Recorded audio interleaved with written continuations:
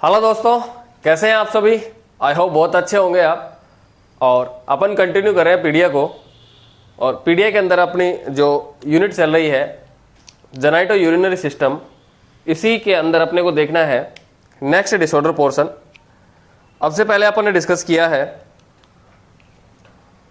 जो क्रिप्टोर्किडिज्म क्या होता है या इसके अलावा एपिस्पीडियस एंड हाइपोस्पीडियस क्या होता है। अब अपन डिस्कस करते हैं विल्म्स ट्यूमर क्या होता है। ये इंपॉर्टेंट है, यूनिवर्सिटी लेवल पर यहाँ पर क्वेश्चन भी आता है, अच्छा क्वेश्चन आता है 5 नंबर का। विल्म्स ट्यूमर क्या होता है। विल्म्स ट्यूमर है जो एक प्रकार का किडनी का कैंसर है। विल्म्स ट्यूमर है जो एक प्रकार का किडनी का कैंसर है और इसी को किडनी को कैंसर को बोलते हैं नेफ्रोब्लास्टोमा। क्या बोलते हैं? नेफ्रोब्लास्टोमा।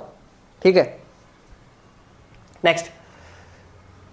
और ये 3 साल तक की एज वाले बच्चों के अंदर देखा जाता है। ठीक है, विल्म्स ट्यूमर है, इसके अंदर ये क्या है? ये कैंसर है। किसका कैंसर है?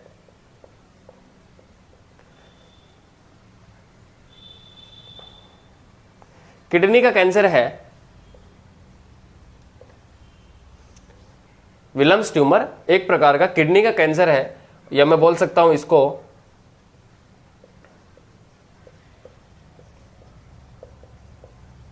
नेफ्रोब्लास्टोमा।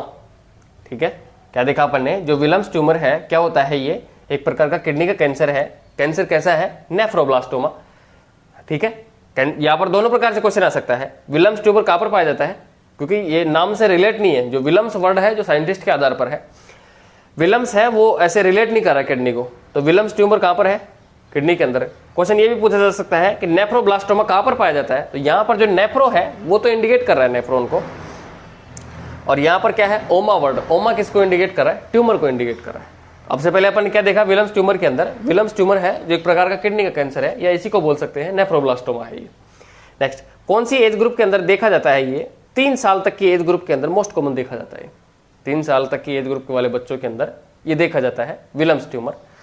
अब यहां पर ये जो ट्यूमर है, मतलब ये जो वर्ड है ओमा, ओमा किसको इंडिकेट कर रहा है? ट्यूमर को। यहां पर समझिए थोड़ा, क्योंकि जब ये जो ट्यूमर के बारे में अपन थोड़ा समझेंगे तो उसके बाद में अपन जो स्टेज पढ़ेंगे विल्म्स ट्यूमर की वो थोड़ा इजी हो जाएंगी। ट्यूमर होता है जो 2 प्रकार का हो सकता है, कैप्सुलेटेड एंड नॉन कैप्सुलेटेड। ठीक है, कैप्सुलेटेड एंड नॉन कैप्सुलेटेड दोनों प्रकार का ट्यूमर हो सकता है। ठीक है, यहां पर वर्ड किस, ये ओमा किसको इंडिकेट कर रहा है? ट्यूमर को। और यहां पर जो ट्यूमर है जो एक तो कैप्सुलेटेड हो सकता है और एक नॉन कैप्सुलेटेड हो सकता है। सबसे पहले जो नेफ्रोब्लास्टोमा होता है कैप्सुलेटेड प्रकार का होता है, उसके बाद में नॉन कैप्सुलेटेड। मतलब जो नेफ्रोब्लास्टोमा है, या मैं बोल सकता हूं विल्म्स ट्यूमर है, इसके बाहर की तरफ सबसे पहले कैप्सूल पाई जाती है, उसके बाद में ये कैप्सूल हट जाती है। देखते हैं अभी क्या होता है। ये सपोज ये है ट्यूमर सेल्स, ये है ट्यूमर और यहां पर भी है tumour. Capsulated and non capsulated क्या होता है? कैप्सुलेटेड में जो ट्यूमर सेल्स होती है उसके बाहर की तरफ कैप्सूल पाया जाता है, और नॉन कैप्सुलेटेड में ये जो कैप्सूल है वो एब्सेंट होता है। ठीक है, फिर से सुनना, जो ये ओमा वर्ड है वो इंडिकेट कर रहा है ट्यूमर को, और ट्यूमर 2 प्रकार का होता है, capsulated and non capsulated. Capsulated क्या होता है? जो ट्यूमर सेल्स होती है, जो ये टिश्यू होता है, उसके चारों तरफ क्या होता है? एक प्रकार का जो कैप्सूल पाया जाता है। ठीक है, आवरण पाया जाता है। जबकि नॉन कैप्सुलेटेड के चारों तरफ क्या होता है? कैप्सूल का आवरण नहीं पाया जाता है। मतलब इसके चारों तरफ कैप्सूल का आवरण है, मतलब इसकी जो स्ट्रक्चर है, जो शेप है, जो फिक्स है, इसकी ग्रोथ है जो अभी फिक्स है। इसके अंदर फैलने की क्षमता नहीं पाई जाएगी इतनी, इसके अंदर फैलने की क्षमता ज्यादा पाई जाएगी। मतलब यहां पर ये फैल कम सकता है, ये फैलेगा ज्यादा। मैं बोल सकता हूं फैलने की क्षमता को अपने क्या बोलते हैं? मेटास्टेसिस। यहां पर मेटास्टेसिस ज्यादा पाया जाएगा। बेसिकली ये जो ट्यूमर वाला जो कंसेप्ट है ये अपन यहां पर देख रहे हैं, ये ऑन्कोलॉजी के अंदर आएगा, वहां पर भी देखेंगे अपन इसको। लेकिन यहां इसको समझने के लिए, जो स्टेज है उसको समझने के लिए अपन देख रहे हैं। कैप्सुलेटेड होगा, उसके चारों तरफ कैप्सूल प्रेजेंट होगी। नॉन कैप्सुलेटेड के चारों तरफ कैप्सूल प्रेजेंट नहीं होगी। कैप्सुलेटेड है, उसके स्ट्रक्चर क्या है? एक फिक्स हो गई, कैप्सूल चारों तरफ है, इस वजह से वो फैल नहीं सकता। नॉन कैप्सुलेटेड के चारों तरफ कैप्सूल नहीं है, इस वजह से उसके अंदर मेटास्टेसिस देखने को ज्यादा मिलेगी, वो ज्यादा फैल सकता है। ठीक है, जो यहां पर विल्म्स ट्यूमर होता है, जो विल्म्स ट्यूमर सबसे पहले इनिशियल स्टेज में कैसा होता है? कैप्सुलेटेड होता है, और उसके बाद में नॉन कैप्सुलेटेड के अंदर चेंज हो जाता है। अब से पहले अपन ने क्या देखा विल्म्स ट्यूमर के अंदर? जो विलम्स ट्यूमर होता है, जो किडनी का कैंसर होता है, और इसी को बोलते हैं नेफ्रोब्लास्टोमा, जो 3 साल के बच्चों के अंदर कॉमन पाया जाता है, मतलब 3 साल के बच्चों के अंदर देखा गया है। नेफ्रोब्लास्टोमा है तो नेफ्रो वर्ड है जो किसको इंडिकेट कर रहा है, नेफ्रॉन को, और ओमा वर्ड इंडिकेट कर रहा है ट्यूमर को। अब अपन यहां पर ट्यूमर को समझते हैं। ट्यूमर 2 प्रकार का होता है, एक तो कैप्सुलेटेड और एक नॉन कैप्सुलेटेड। कैप्सुलेटेड प्रकार का जो ट्यूमर होगा, जो ट्यूमर सेल्स होगी, उसके चारों तरफ आवरण पाया जाएगा, कैप्सूल पाया जाएगा, जबकि नॉन कैप्सुलेटेड के चारों तरफ किसी प्रकार का आवरण नहीं पाया जाएगा। मतलब इसके चारों तरफ आवरण पाया जा रहा है कैप्सुलेटेड के चारों तरफ, तो ये एक फिक्स जगह हो गई, वो इतना फैल नहीं सकता। नॉन कैप्सुलेटेड है, वो आजाद हो गया, आवरण नहीं है उसके चारों तरफ, तो वो फैल सकता है, मतलब वहां पर मेटास्टेसिस ज्यादा देखने को मिलेगी। और ये विलम्स ट्यूमर है, या इस कैंसर के अंदर क्या देखने को मिल रहा है, सबसे पहले कैप्सुलेटेड होता है ये, और उसके बाद में नॉन कैप्सुलेटेड के अंदर चेंज हो जाता है, मतलब कैप्सूल इसकी हट जाती है। इनिशियल स्टेज में कैसा रहता है ये, कैप्सुलेटेड, लेकिन उसके बाद में नॉन कैप्सुलेटेड हो जाता है। ये अपने को ट्यूमर के बारे में जानकारी लेनी थी, जो अपन आगे ऑन्कोलॉजी पढ़ेंगे उसके बाद अंदर भी देखेंगे अपन। नेक्स्ट, अब अपन देख रहे हैं इसका कोज क्या होगा,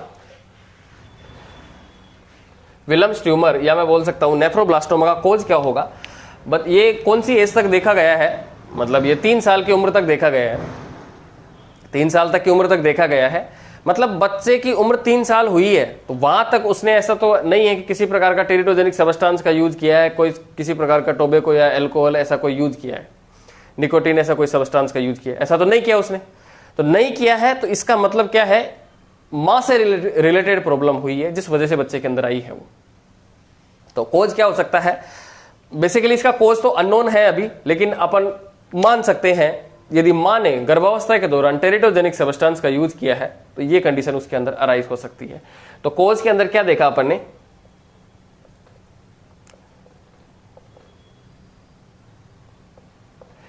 वैसे तो अननोन है, लेकिन यहां पर टेरिटोजेनिक सब्सटेंस का यूज यदि मां गर्भावस्था के दौरान यूज करती है तो इस वजह से बच्चे के अंदर ये समस्या देखने को मिल सकती है। नेक्स्ट, अब अपन देखते हैं यहां पर क्या क्या क्लिनिकल मैनिफेस्टेशन या फिर क्या क्या असेसमेंट फाइंडिंग देखने को मिलेगी इस विलम्स ट्यूमर के अंदर। सबसे पहले जो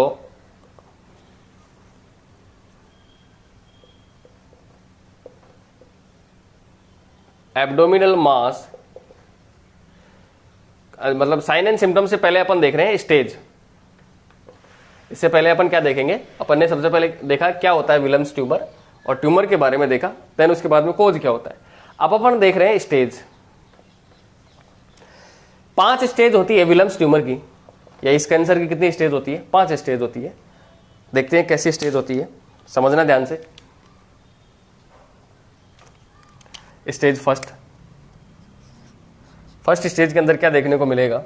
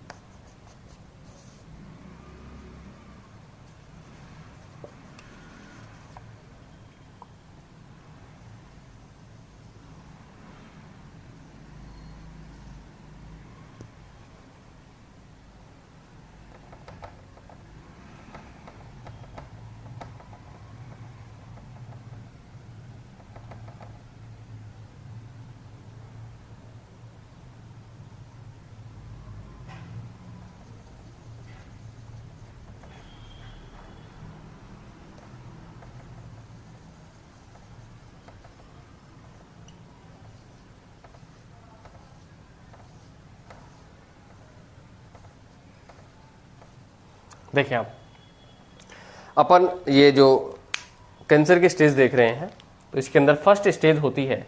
इस फर्स्ट स्टेज के अंदर जो ट्यूमर होता है, ठीक है, वो ट्यूमर एक फिक्स जगह पर होता है।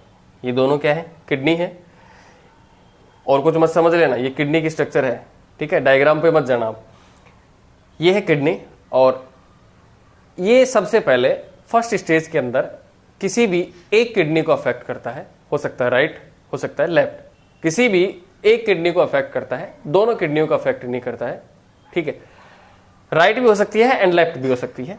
तो फर्स्ट स्टेज के अंदर क्या देखा अपन ने, जो ये ट्यूमर है एक किडनी को अफेक्ट करेगी और एक फिक्स जगह पर होगी, कैप्सुलेटेड होगा प्लस में फिक्स जगह पर होगा। ये फर्स्ट स्टेज के अंदर देखने को मिलेगा। मतलब एक किडनी को इसने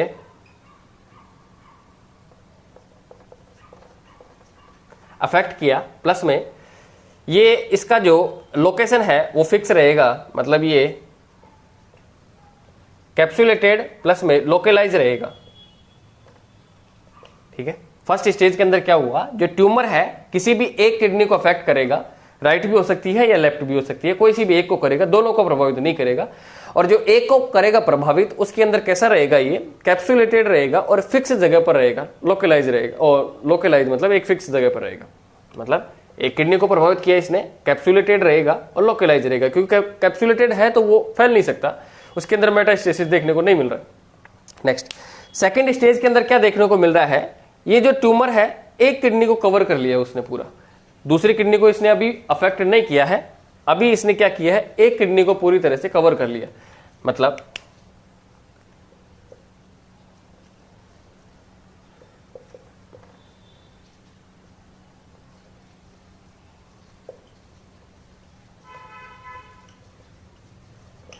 एक किडनी है जो कंप्लीटली क्या हो गई, अफेक्ट हो गई, पूरी किडनी के अंदर ये कंडीशन फैल गई। मतलब कैसे हुआ ये कंडीशन, एक किडनी के अंदर पूर्णतः ये फैल रही है, पूरी तरह से ये फैल गई, मतलब ये लोकलाइज है, यहां से ये कंडीशन यहां पर अराइज हो रही है। अभी मेटास्टेसिस देखने को नहीं मिल रहा है। मेटास्टेसिस मतलब एक बॉडी पार्ट से दूसरे बॉडी पार्ट की तरफ चले जाना।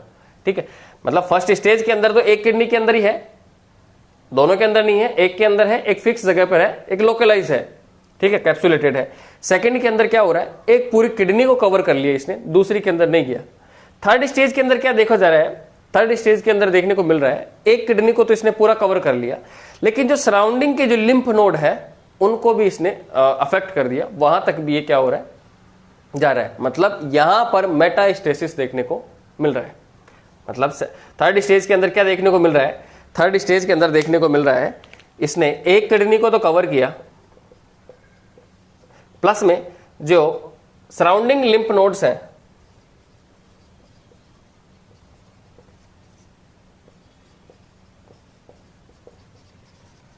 उसको भी इन्होंने क्या कर लिया, कवर कर लिया। ध्यान से देखना, फिर से अपन देख रहे हैं स्टेज, कैंसर की स्टेज देख रहे हैं, और इन स्टेज के अंदर अपने को क्या देखना है, 5 स्टेज देखनी है। फर्स्ट स्टेज के अंदर क्या होता है, ये ट्यूमर है जो फर्स्ट स्टेज के अंदर जो एक किडनी को प्रभावित करता है और कैप्सुलेटेड होता है और एक लोकलाइज होता है, फिक्स जगह पर होता है, फैलता नहीं है, ये एक ही किडनी को प्रभावित करता है। सेकंड स्टेज के अंदर क्या देखने को मिलता है, ये एक किडनी को कंप्लीटली प्रभावित कर देता है। थर्ड स्टेज के अंदर क्या देखने को मिलेगा, एक किडनी को तो कंप्लीटली प्रभावित कर दिया इसने, लेकिन जो सराउंडिंग के जो लिम्फ नोड है वहां तक भी पहुंच गया, मतलब इसके अंदर मेटास्टेसिस देखने को मिल गया। ये हो रहा है थर्ड स्टेज के अंदर, मतलब एक किडनी को प्रभावित कर दिया और सराउंडिंग के जो लिम्फ नोड है वहां तक भी पहुंच गया। यहां तक तीनों स्टेज के अंदर अपन ने देखा है एक ही किडनी को इसने अफेक्ट किया है, दूसरी किडनी को अफेक्ट नहीं किया। ठीक है, तो ये है 3 स्टेज। नेक्स्ट 2 स्टेज और है।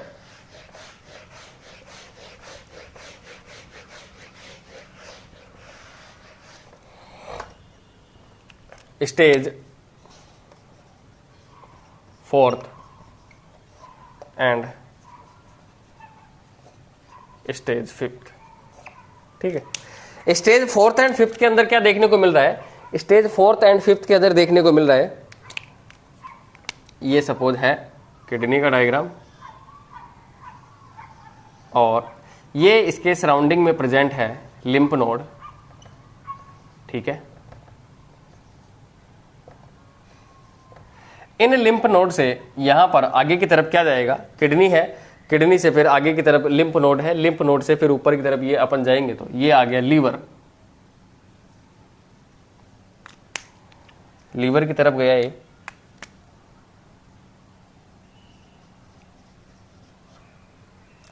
ठीक है,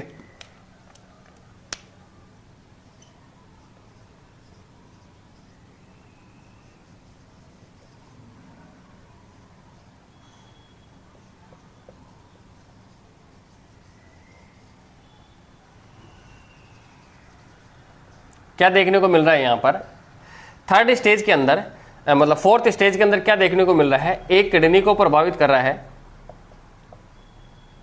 प्लस में सराउंडिंग के लिम्फ नोड को प्रभावित कर रहा है, इसके अलावा लीवर एंड लंग्स। मतलब जो फोर्थ स्टेज होगी, इस फोर्थ स्टेज के अंदर भी एक ही किडनी को प्रभावित करेगा ये कैंसर, दूसरी को नहीं करेगा, एक साइड की कोई प्रभावित करेगा। सपोज राइट साइड की को प्रभावित कर रहा है तो राइट को ही करेगा, लेफ्ट साइड को कर रहा है तो लेफ्ट को ही करेगा। तो फोर्थ स्टेज के अंदर भी क्या देखने को मिल रहा है, जो एक साइड की सपोज इसने राइट साइड की किडनी को क्या किया, अफेक्ट किया, तो राइट साइड की किडनी को अफेक्ट किया तो क्या हुआ, जो क्या नाम है किडनी है उसको अफेक्ट किया, और इसको अफेक्ट करने की वजह से, राइट साइड की किडनी को अफेक्ट करने की वजह से जो इसके जो सराउंडिंग के जो लिम्फ नोड है वहां तक भी पहुंच गया, लिम्फ नोड से आगे फिर ये लीवर के पास में पहुंच गया, और लीवर को प्रभावित करते हुए ये लास्ट में लंग्स तक पहुंच गया। ठीक है, मतलब फोर्थ स्टेज के अंदर सपोज ये है लेफ्ट, ये है राइट, मान लेना इसको, ये है राइट वैसे तो ये है लेफ्ट, लेकिन मान लेना आप। ठीक है, तो यहां पर फोर्थ स्टेज के अंदर क्या हो रहा है, फर्स्ट एक किडनी को प्रभावित कर रहा है, लिम्फ नोड भी यहां पर अफेक्ट हो गए, लीवर भी, देन लंग्स भी, ये चारों चीज यहां पर प्रभावित हो रही है। एंड फिफ्थ स्टेज के अंदर क्या देखने को मिल रहा है, यहां देखने को मिल रहा है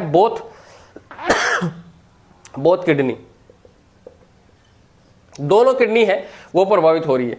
ठीक है, जो फिफ्थ स्टेज है इस स्टेज के अंदर दोनों किडनी प्रभावित हो रही है। अब से पहले ओनली एक स्टेज ही मतलब एक किडनी ही प्रभावित हो रही थी।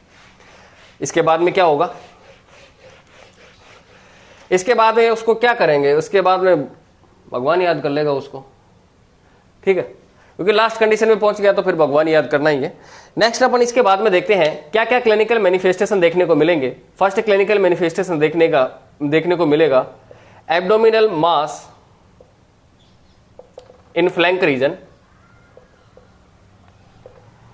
सेकंड देखने को मिलेगा एब्डोमिनल डिस्टेंशन। इसके अलावा थर्ड देखने को मिलेगा यहां पर हाइपरटेंशन। Fourth anaemia.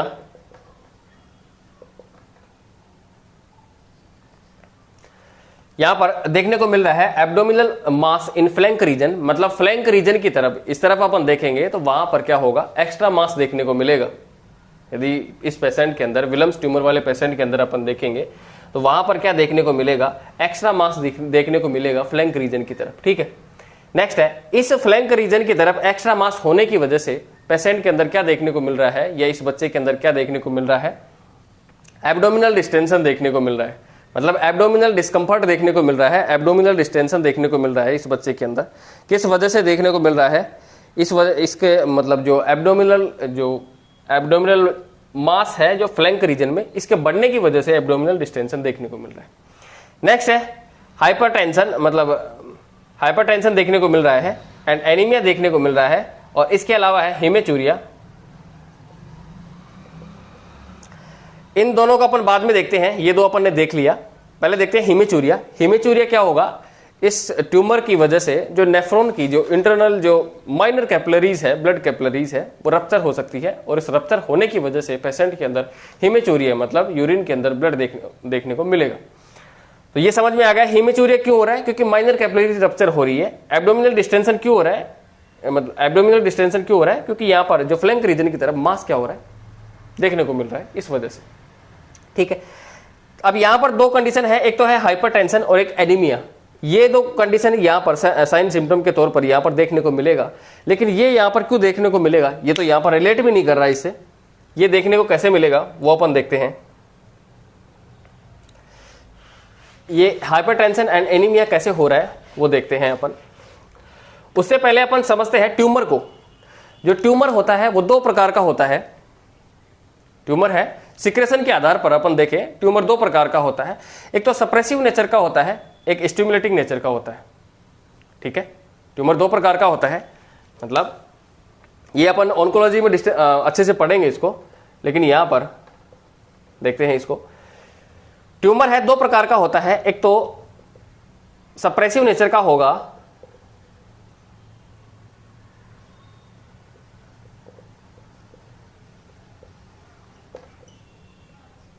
एक तो सप्रेसिव नेचर का होगा और एक स्टिमुलेटिंग नेचर का होगा। ट्यूमर होता है वो दो प्रकार का होता है सिक्रेशन के आधार पर, सप्रेसिव नेचर का एंड स्टिमुलेटिंग नेचर का। जो सप्रेसिव नेचर के जो ट्यूमर होंगे वो क्या करते हैं, किसी भी ऑर्गन के अंदर हुए तो उसके जो फंक्शन है या उसके सिक्रेशन है, उसके सिक्रेशन को कम करते हैं। सप्रेस का मतलब क्या होगा ना, कम करना। तो वो क्या करते हैं, किसी भी यदि ऑर्गन के अंदर है तो वहां के सिक्रेशन को कम करते हैं। और स्टिमुलेटिंग, यदि ट्यूमर है किसी ऑर्गन के अंदर तो वो उसके सिक्रेशन को क्या करता है, इंक्रीज करता है। ठीक है, दोनों अलग अलग पाए जा सकते हैं। लेकिन जो अपन ने देखा है विलम्स ट्यूमर, जो विलम्स ट्यूमर चल रहा है, उस ट्यूमर के अंदर ये दोनों प्रकार की कंडीशन देखने को मिलती है, सप्रेसिव और स्टिमुलेटिंग। मतलब ये दोनों कंडीशन कहां पर देखने को मिलेगी, नॉर्मली तो सप्रेसिंग एंड स्टिमुलेटिंग नेचर का जो ट्यूमर है वो अलग अलग देखने को मिल रहा है, लेकिन ये उस ऑर्गन के अंदर देखने को मिलता है दोनों साथ में, जिसके अंदर कम से कम 2 हार्मोन का सिक्रेशन होता हो। ठीक है, फिर से सुनना, सप्रेसिंग नेचर और स्टिमुलेटिंग नेचर दोनों साथ में जो ट्यूमर होगा वो कहां पर मिलेगा, जिस ऑर्गन के अंदर कम से कम 2 हार्मोन का सिक्रेशन होगा, 2 हार्मोन का सिक्रेशन होगा, वहां पर ये देखने को मिलेगा। और किडनी के अंदर हो रहा है तो जो विलम्स ट्यूमर होगा, विलम्स ट्यूमर दोनों नेचर का होगा। विलम्स ट्यूमर है वो सप्रेसिव एंड स्टिमुलेटिंग दोनों नेचर का होता है। ठीक है, और विलम्स ट्यूमर कहां पर हो रहा है, किडनी के अंदर हो रहा है। किडनी क्या सिक्रेट करती है, एरिथ्रोपोइटिन एंड रेनिन। क्या करती है, एरिथ्रोपोइटिन एंड रेनिन का सिक्रेशन करती है। क्या क्या करती है, किडनी है, एरिथ्रोपोइटिन एंड रेनिन का सिक्रेशन करती है। यहां पर जो रेनिन का सिक्रेशन करती है और एरिथ्रोपोइटिन का सिक्रेशन करती है, जो सप्रेसिव जो ट्यूमर होगा वो एरिथ्रोपोइटिन के सिक्रेशन को क्या करेगा, कम करेगा, इसके सिक्रेशन को कम करेगा, और इसका सिक्रेशन कम होगा, इसका निर्माण कम होगा, एरिथ्रोपोइटिन का निर्माण कम होगा तो आरबीसी का निर्माण भी कम होगा। मतलब आरबीसी का प्रोडक्शन अफेक्ट हो गया, उसका निर्माण हो गया, वो कम हो गया। और आरबीसी का प्रोडक्शन यदि कम हो रहा है या आरबीसी की मात्रा कम है तो उस कंडीशन को बोलते हैं एनीमिया। समझ में आ गया एनीमिया क्यों आया था? मतलब एनीमिया कैसे हो रहा है, ट्यूमर को देखा अपन ने, जो ट्यूमर होता है 2 नेचर का होता है, एक तो स्टिमुलेटिंग नेचर का होता है, सप्रेसिव नेचर का होता है। स्टिमुलेटिंग नेचर का होता है जो किसी भी बॉडी मतलब ऑर्गन के अंदर है तो वो उसके जो सिक्रेशन है उसको बढ़ाएगा, लेकिन यदि स्टिमुलेटिंग नेचर का है तो बढ़ाएगा, सप्रेसिव नेचर का है तो कम करेगा। लेकिन जो विलम्स ट्यूमर है वो दोनों प्रकार का होता है, स्टिमुलेटिंग भी होता है और सप्रेसिव भी होता है। दोनों प्रकार कहां पर पाए जाते हैं, किसी भी बॉडी ऑर्गन के अंदर कम से कम 2 हार्मोन का सिक्रेशन होना चाहिए। तो विलम्स ट्यूमर दोनों नेचर का है, और विलम्स ट्यूमर दोनों नेचर का है तो यहां पर ये सप्रेसिव इफेक्ट भी दर्शाएगा एंड स्टिमुलेटिंग इफेक्ट भी दर्शाएगा। तो किडनी के द्वारा एक तो निकलता है एरिथ्रोपोइटिन, एक निकलता है रेनिन। एरिथ्रोपोइटिन को सप्रेसिव इफेक्ट दर्शाएगा, मतलब उसका सिक्रेशन कम होगा, इसके सिक्रेशन कम होने की वजह से आरबीसी का प्रोडक्शन कम होगा, और आरबीसी का प्रोडक्शन कम होगा तो एनीमिक कंडीशन देखने को मिलेगी। तो यहां पर एक साइन एंड सिम्टम अपन ने देखा था एनीमिया, वो समझ में आ गया। नेक्स्ट है रेनिन। तो यहां पर जो स्टिमुलेटिंग है नेचर का वो क्या करेगा, रेनिन के प्रोडक्शन को बढ़ाएगा, और रेनिन के प्रोडक्शन को बढ़ाएगा तो उससे क्या अफेक्ट होगा, रास सिस्टम अफेक्ट होगा। मतलब एंजियोटेंसिनोजन है, उससे फिर एंजियोटेंसिन फर्स्ट में कन्वर्ट होगा, देन सेकंड में कन्वर्ट होगा। कैसे हो रहा है, एंजियोटेंसिनोजन है वो रेनिन के कॉन्टेक्ट में आया, फिर एंजियोटेंसिन फर्स्ट में कन्वर्ट हुआ, फिर एंजाइम कन्वर्टिंग एंजाइम है एंड मतलब जो एंजियोटेंसिनोजन है वो फर्स्ट में कन्वर्ट होगा एंजियोटेंसिन के अंदर, किसकी प्रेजेंस में, रेनिन की प्रेजेंस में। देन ये एंजियोटेंसिन फर्स्ट है वो सेकंड के अंदर कन्वर्ट होगा, किसकी प्रेजेंट में, ACE मतलब एंजियोटेंसिन कन्वर्टिंग एंजाइम, लंग्स के पास में है, वहां पर जाके ये कन्वर्ट होगा। और ये 2 इफेक्ट दर्शाएगा ये आगे, जो एंजियोटेंसिन सेकंड है ये वैसो जो कंस्ट्रक्शन है वो दर्शाएगा। इसके अलावा जो एल्डोस्टेरोन वाला है वो कंसेप्ट भी होगा यहाँ पर। जो रास है वो अपन आगे जब एनाटॉमी फिजियोलॉजी पढ़ेंगे, मतलब बेसिकली फिजियोलॉजी पढ़ेंगे, वहां पर देखेंगे इसको। इसके थ्रू होता क्या है, रेनिन की मात्रा बढ़ेगी तो रास सिस्टम अफेक्ट होगा, और इस वजह से बीपी क्या देखने को मिलेगी, ज्यादा देखने को मिलेगी। ठीक है, दोनों कंसेप्ट समझ में आ गया। हाइपरटेंशन क्यों हो रहा है, क्यों देखने को मिल रहा है, और बीपी क्यों देखने को मिल रही है। अब मतलब हाइपरटेंशन क्यों देखने को मिल रहा है और एनीमिया क्यों देखने को मिल रहा है, दोनों समझ में आ गए। नेक्स्ट अपन देखते हैं यहाँ पर डायग्नोसिस क्या देखने को मिलेगा। डायग्नोसिस में सबसे पहले करेंगे फिजिकल एग्जामिनेशन, और यहाँ पर फिजिकल एग्जामिनेशन के लिए अपने को ध्यान में रखना है जो रीनल जो एब्डोमिनल पाल्पिटेशन है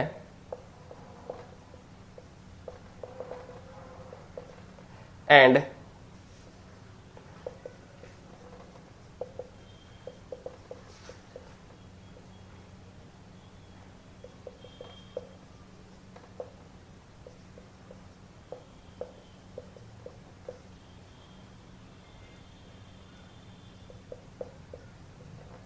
ये अपन यहां पर करवा सकते हैं।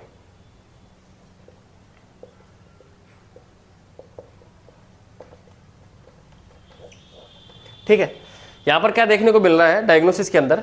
डायग्नोसिस के अंदर अपने को देखने को मिल रहा है, जो फिजिकल एग्जामिनेशन करेंगे तो उसके अंदर एक मेथड है पाल्पिटेशन मेथड, तो एब्डोमिनल पाल्पिटेशन, इसके अलावा रीनल बायोप्सी, दोनों के दोनों कंडीशन यहां पर कॉन्ट्रा इंडिकेट है। ठीक है, स्ट्रिक्टली कॉन्ट्रा इंडिकेट है यहां पर विलियम्स ट्यूमर के अंदर। ऐसा क्यों देखने को मिल रहा है? क्योंकि जो abdominal palpitation and renal biopsy नहीं करवानी है। इसके पीछे लॉजिक यही है, सपोज एब्डोमिनल पार्ट के अंदर जो ट्यूमर है वो कैप्सुलेटेड है अभी, और अपन ने वहां पर पाल्पेट कर दिया। पाल्पेट करने की वजह से क्या होगा, जो हो सकता है ये कैप्सूल फट जाए, कैप्सूल रप्चर हो जाए, और कैप्सूल रप्चर होने की वजह से वहां पर मेटास्टेसिस देखने को मिलेगा। इस वजह से इसको कॉन्ट्रा इंडिकेट करना है, नहीं करना है इसको। Next, renal biopsy. अब रीनल बायोप्सी करेंगे, सपोज यहां पर ये किडनी है और किडनी में यहां पर ये ट्यूमर है और ये क्या है, लोकलाइज है, मतलब कैप्सुलेटेड है। तो बायोप्सी करवानी है तो अपने को निडल इंसर्ट करनी पड़ेगी यहाँ पर, और निडल इंसर्ट करेंगे तो यहाँ पर ये जो कैप्सूल है वो रप्चर होगा, और जैसे ही कैप्सूल रप्चर होगा तो हो सकता है वहां पर, हो सकता नहीं होगा, मेटास्टेसिस देखने को मिलेगा। इस वजह से मतलब दोनों कंडीशन के अंदर क्या हो रहा है, जो कैप्सूल है वो रप्चर हो सकता है। कैप्सूल रप्चर होने की वजह से दोनों कंडीशन के अंदर मेटास्टेसिस देखने को मिल सकती है, और वो एक खतरनाक काम हो जाएगा आगे। तो इसीलिए abdominal palpitation and renal biopsy दोनों के दोनों क्या है, कॉन्ट्रा इंडिकेट है। इसके अलावा सीटी स्कैन करवा सकते हैं, यूएसजी करवा सकते हैं एंड एमआरआई करवा सकते हैं।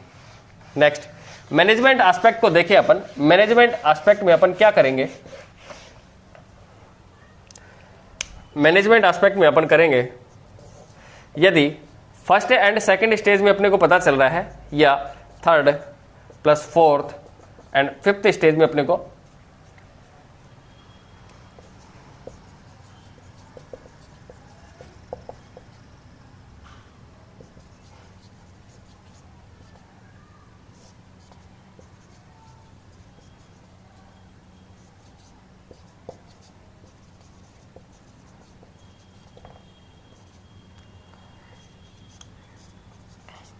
देखिए, यदि फर्स्ट एंड सेकंड स्टेज के अंदर अपने को पता चल रहा है तो वहां पर करवानी है सर्जरी। लेकिन third fourth and fifth stage के अंदर ये कंडीशन पता चल रही है अपने को, तो वहां पर कॉम्बिनेशन थेरेपी देना पड़ेगा। कॉम्बिनेशन थेरेपी देना पड़ेगा, केवल सर्जरी से काम नहीं चलेगा।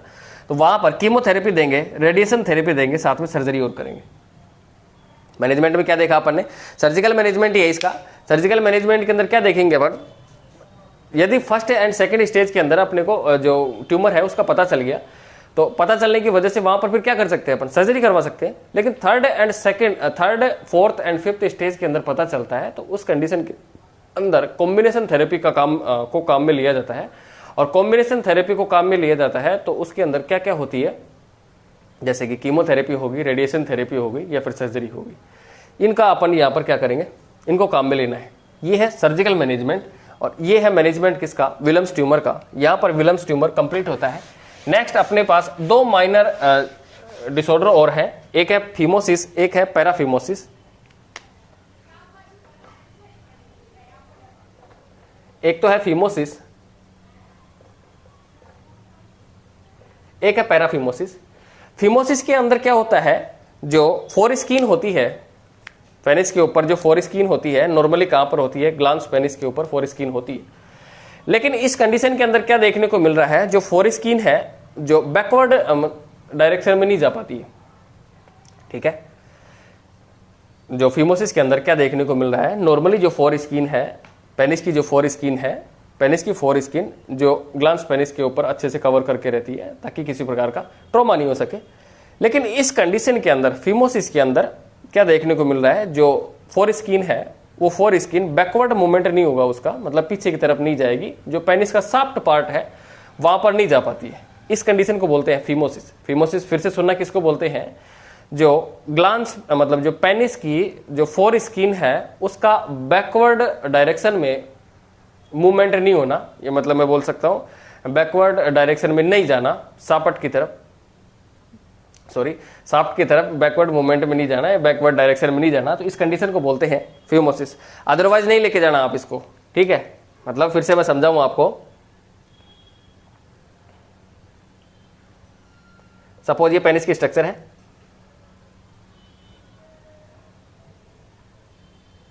इसमें क्या देखने को मिल रहा है, जो ये ऊपर की जो फोर स्किन है, ये फोर स्किन पीछे की तरफ बैकवर्ड मूवमेंट नहीं होगा इसका फिमोसिस के अंदर, जबकि पैराफिमोसिस के अंदर मतलब ये सापट पार्ट के अंदर ये साफ्ट पार्ट है, इसके अंदर यहां पर अटैच रहेगी फोर स्किन, वो आगे की तरफ मूवमेंट नहीं होगा। फिर से सुनना इसको, फिमोसिस के अंदर क्या देखने को मिल रहा है, जो फोर स्किन है वो आगे से पीछे की तरफ नहीं जा पा रही है, और पैराफिमोसिस के अंदर ये जो फोर स्किन है वो पीछे से आगे की तरफ नहीं जा पा रही है। मतलब फिमोसिस के अंदर यहां से साफ्ट पार्ट की तरफ नहीं जा पा रही है, और पैराफिमोसिस के अंदर साफ्ट पार्ट से हेड पार्ट की तरफ, या मैं बोल सकता हूं टॉप जो पार्ट है ग्लांस पेनिस है उस तरफ नहीं आ पा रही। दोनों कंडीशन समझ में आ गई? ऐसा टॉपिक तो अच्छे से समझ में आते हैं आपके। नेक्स्ट एक कंडीशन है यहां पर, जो फिमोसिस है उसके ट्रीटमेंट के लिए कंसेप्ट है यहां पर। आप बताएं फिमोसिस के ट्रीटमेंट के लिए मेडिकल ट्रीटमेंट रिक्वायर्ड होगा या सर्जिकल ट्रीटमेंट रिक्वायर्ड होगा? फिमोसिस के ट्रीटमेंट के लिए मेडिकल ट्रीटमेंट रिक्वायर्ड होगा या फिर सर्जिकल ट्रीटमेंट रिक्वायर्ड होगा?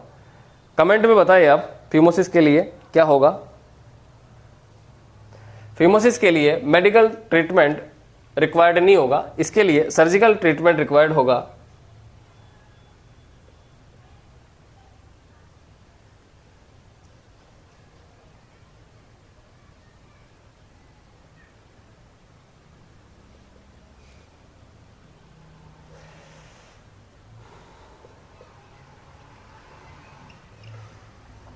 फिमोसिस के लिए अपन देख रहे हैं, इसके लिए मेडिकल ट्रीटमेंट रिक्वायर्ड नहीं होगा, सर्जिकल ट्रीटमेंट रिक्वायर्ड होगा, और इसके लिए जो प्रोसीजर किया जाता है वो उसको बोलते हैं सर्कमसाइजन प्रोसीजर।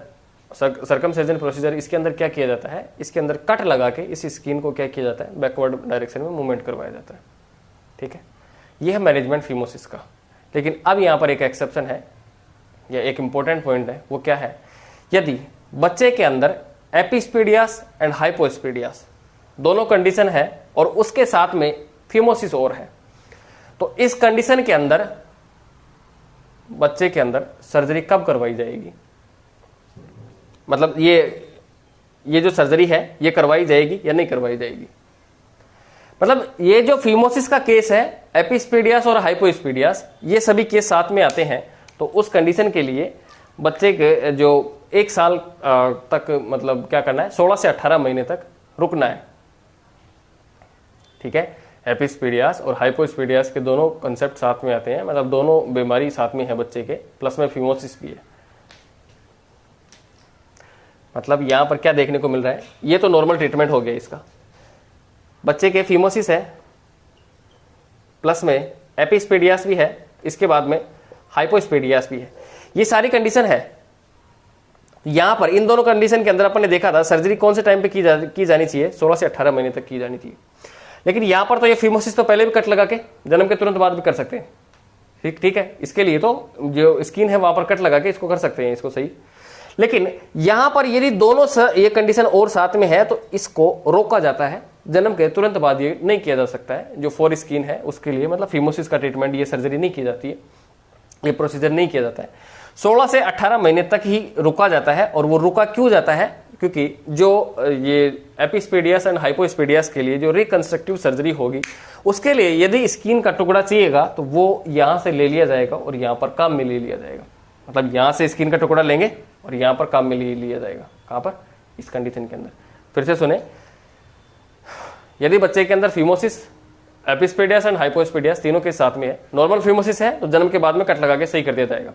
लेकिन एपिस्पीडियास एंड हाइपोस्पीडियास भी साथ में है तो 16 से 18 महीने तक रुकना है, किसी प्रकार की सर्जरी नहीं करवानी। क्यों नहीं करवानी? क्योंकि जब ये रिकंस्ट्रक्टिव सर्जरी होगी एपिस्पीडियास एंड हाइपोस्पीडियास के लिए, तो वहां पर स्किन की रिक्वायरमेंट होगी। और स्किन की रिक्वायरमेंट कहां से फुलफिल होगी? ये जो कट लगा के स्किन को अलग किया जाएगा वो स्किन काम में आ जाएगी। कहां पर? यूरिथ्रल ओपनिंग को बनाने के लिए, या मैं बोल सकता हूं रिकंस्ट्रक्टिव सर्जरी के लिए। तो ये है अपना जेनाइटो यूरिनरी सिस्टम और इसके डिसऑर्डर पोर्शन। इसके अलावा एक और होता है एक्सोस्ट्रोपी ऑफ ब्लैडर। इसके अंदर क्या देखने को मिल रहा है, जो अपने पास ये जो पेल्विक कैविटी है या लोअर में बोल सकता हूँ एब्डोमिनल कैविटी है, वहाँ की जो वॉल है, स्किन है बाहर की तरफ से, वो कंप्लीट नहीं होती है, वो ऐसे कैसे देखने को मिलती है, मतलब ब्लैडर है जो बाहर की तरफ ऐसे कैसे देखने को मिलता है, उस कंडीशन को बोलते हैं एक्सोस्ट्रोफी ऑफ ब्लैडर। और यहाँ पर मैनेजमेंट के तौर पर क्या किया जाता है, होता कैसे, टेरिटोजेनिक सब्सटेंस यदि माँ गर्भावस्था के दौरान लेती है तो होता है, और इसके लिए मैनेजमेंट के लिए नॉन एडेसिव टेप का यूज किया जाता है, ठीक है। और इसके अलावा सर्जरी की जाती है, तुरंत से तुरंत जल्दी से जल्दी सर्जरी परफॉर्म करवानी चाहिए, ठीक है। ये बीमारी थी, मतलब ये जो अपन ने टॉपिक देखा है जेनाइटो यूरिनरी सिस्टम, इसके अंदर क्या क्या देखा अपन ने, कौन कौन से डिसऑर्डर देखे, क्रिप्टोर्किडिज्म देखा, एपिस्पीडियस एंड हाइपोस्पीडियस देखा, इसके बाद में विलम्स ट्यूमर देखा, विलम्स ट्यूमर इंपॉर्टेंट है। इसके अलावा फिर अपन ने देखा फिमोसिस एंड पैराफिमोसिस, और इसके अलावा ये जो एक्सोस्ट्रोपी ऑफ ब्लैडर है वो ये इंपॉर्टेंट नहीं है, ये देखा अपन ने। नेक्स्ट क्लास में अपन देखते हैं नेक्स्ट यूनिट। आज के लिए इतना ही, थैंक यू।